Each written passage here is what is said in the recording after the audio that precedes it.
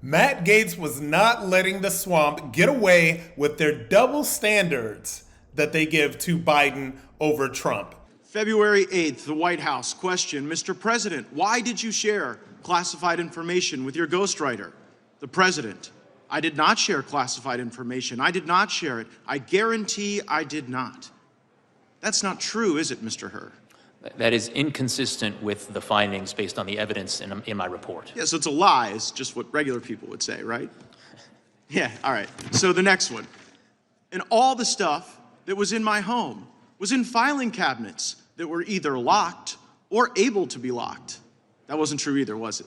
That was inconsistent with the findings of our investigation. Another lie, people might say, right? Because what you put in your report was among the places Mr. Biden's lawyers found classified documents in the garage was a damaged open box. So here's what I'm understanding, right?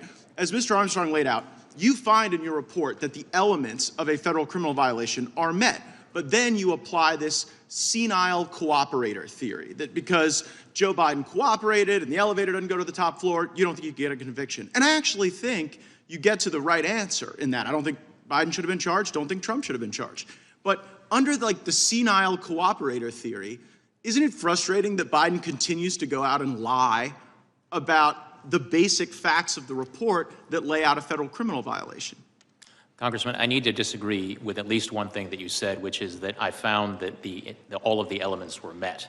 One of the elements of the relevant mishandling statute is the intent element, and what my report reflects is my judgment that based on the evidence, I would not be able to prove beyond a reasonable doubt to a jury that intent element had been met. Right, but the reason you have that doubt is the senile cooperator theory. The fact that Joe Biden is so inept in responding that you can't prove the intent, which again, I don't quibble with that conclusion, but it's frustrating to be like, oh, well, this guy's not getting treated the same way as Trump because the elevator's not going to the top floor, so we can't prove intent. While at the same time, Biden goes out there at the White House and says, well, you know, he just blatantly lies. And what I'm trying to figure out is whether or not Biden's lying because he's still so senile, he hasn't read your report, or whether it's a little craftier and a little more devious and perhaps a little more intentional than we might otherwise think. So I also want to go to this Biden Penn Center. Like, did it give concern to you that the Biden Penn Center, where all this classified stuff was being mishandled, was being floated by foreign governments?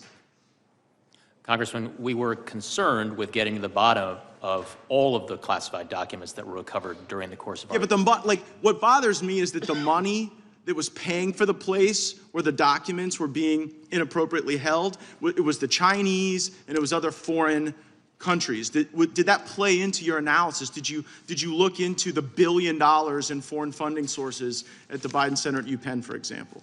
Congressman, we conducted a thorough, impartial, and fair investigation, and we were very, very concerned with getting to the bottom of all the relevant questions relating to the recovered documents. Did you look into the fact that the Chinese were floating the place where this guy was keeping the documents unsecure?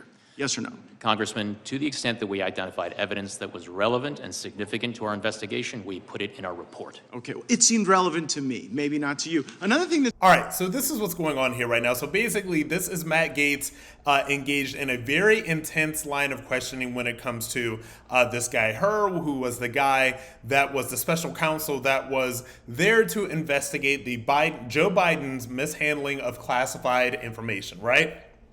And so basically, what it boils down to is he is saying it multiple times, and this is what the report says multiple times, that Joe Biden, the elevator doesn't go all the way up the stairs, that Joe Biden is senile, that Joe Biden is not all there mentally. So basically, the jury, if it went to a jury, would be so fundamentally kinder to somebody who is seen as an older person that doesn't have all of their mental faculties, which is why they have decided not to pursue charges in this case.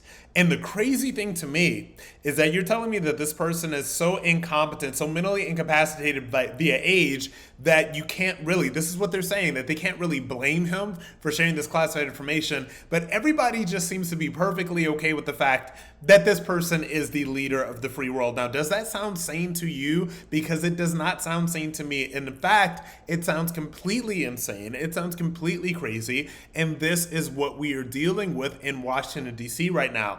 I do not know what the voters are going to decide to do in November. I am not even entirely sure, by the way, that Joe Biden will still be the nominee for the Democrats in November.